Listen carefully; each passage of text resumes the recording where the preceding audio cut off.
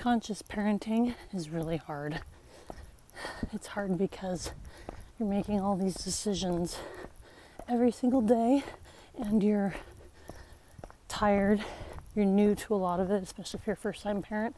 But even every new stage your child goes through, you're a new parent for that too.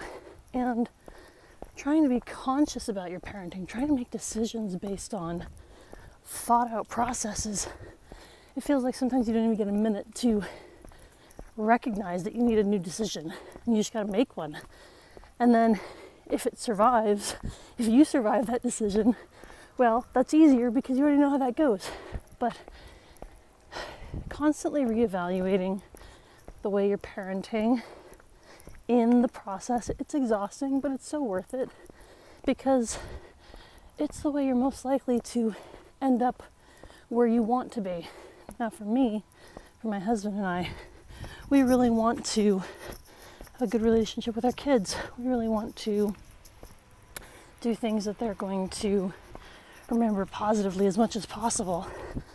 But we also are aware that there are some really big issues we wound up with as adults, and we would not like to repeat those with our own kids. Will we probably have mistakes that we're doing? Oh yeah.